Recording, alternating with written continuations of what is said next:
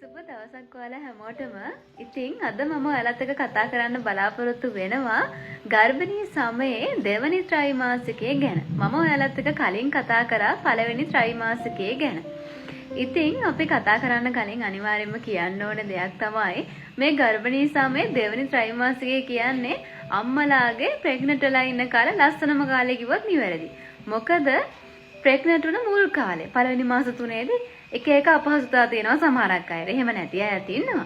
හැබැයි ඒ අපහසුකම් නැති වෙගෙන යන කාලේ තමයි මේ කාලේ. එතකොට ඒත් එක්කම සමහරක් අයට මේ කාලෙදි ටික ටික තියෙන්න පුළුවන් නැති වෙන්නේ නැහැ.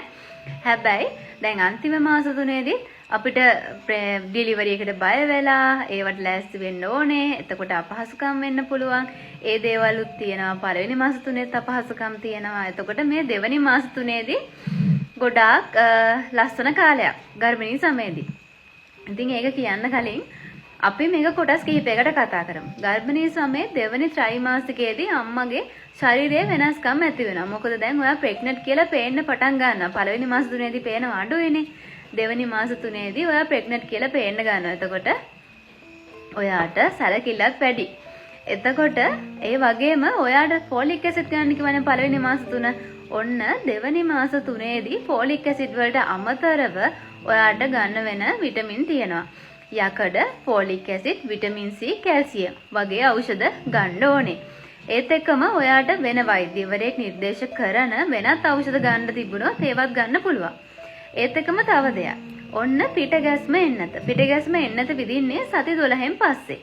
ඔන්න පිටගැස්ම එන්නතත් විදින්න ආරම්භ වෙන කාලයක් මේක. ඒක පිටගැස්ම එන්නත විදින වාර ගණන එකක් වෙන්න පුළුවන්, දෙකක් වෙන්න පුළුවන්. ඒක ගර්භණී භාවය යනුව එක වෙනස් වෙනවා. ඔන්න පිටගැස්ම එන්නත වගේම ඖෂධ. ඒත් එක්කම මේ කාල සීමාවෙදි වෙන තවත් දෙයක් තමයි මේ කාල සීමාවෙදි බබා දඟලනවා දැනෙනවා. බබා දඟලනවා දැනෙනවා පළවෙනි ගර්භණී භාවයේ ඉන්න අම්මා කෙනෙකුට ටිකක් කල් යනවා. ඒ කියන්නේ සති 22 24 වගේ අතරේදී තමයි ගොඩක් වෙලාවට පළවෙනි ගර්භණී භාවයේ ඉන්න අම්මලාට බබා දඟලනවා දැනෙන්නේ. හැබැයි දෙවෙනි තුන්වෙනි වගේ ගර්භණී භාවයන් වල ඉන්න අම්මලාට සති 16 18 20 ඒ අතරේදී බබා දඟලනවා දැනෙනවා. ඒ වගේම තව දෙයක්.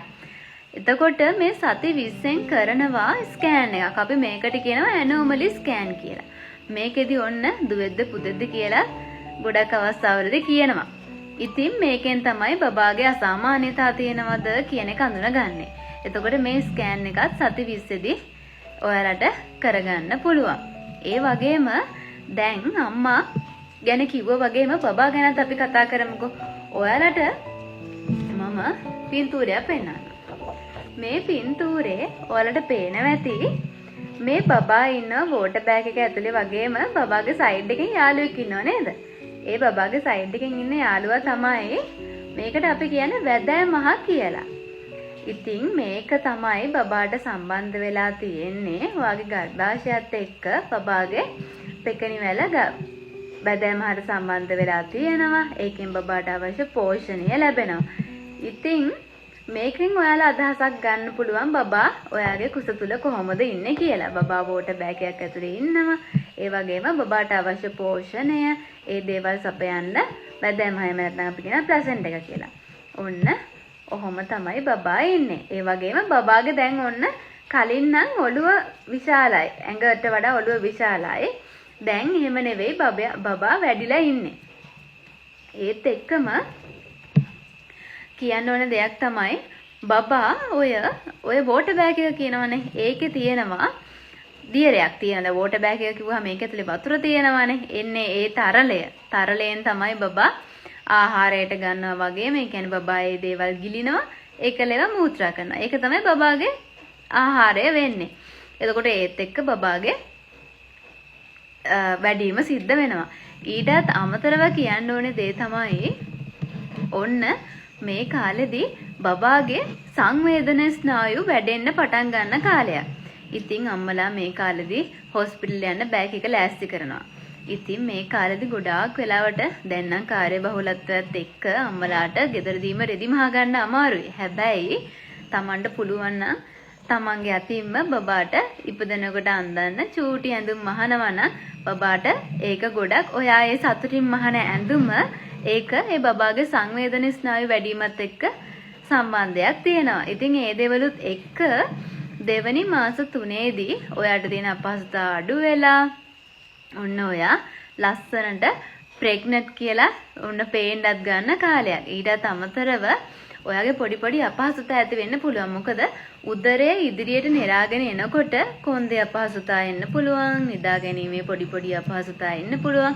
ඒ දවලුත් ඇති වෙන්න පුළුවන්. ඊට අමතරව විටමිනුත් අනිවාර්යයෙන්ම විටමින් ගැන මම වෙනම වීඩියෝ එකක් ගේන්නම්. එතකන් ඔයාලා දැනගන්න ඕනේ මේ දෙවෙනි මාස 3 පටන් ගත්තාම ඔයාලා අමතර විටමිනුත් ගන්න ඕනේ කියලා. ඉතින් මෙන්න මේ ගර්භණී සමයේ සති 20න් පස්සේ ඔයාලා ගොඩක් පරිස්සම් වෙන්න ඕන දෙයක් තමයි අධිරුධිර පීඩනය. ඒ කියන්නේ ගර්භණී භාවයට අදාළව අධිරුධිර පීඩනය ඇති වෙන්න පුළුවන් කාලය තමයි සති 20න් පස්සේ. ඉතින් ඒ ගැනත් අවධානයෙන් ඉන්න ඕනේ. මං හිතනවා මේ ගර්භණී සමයේ දෙවෙනි මාස 3 ඇතුළතදී යම් කිසි අදහසක් ඔයාලා ගන්න ඇති කියලා. අපි 3 වෙනි මාස 3 එහෙම නැත්නම් අන්තිම මාස 3 ගැන ඊට පස්සේ කතා කරන බලාපොරොත්තුවෙන් මං අදට නවතිනවා. ගිහින් එන්නම්. සුබ දවසක්.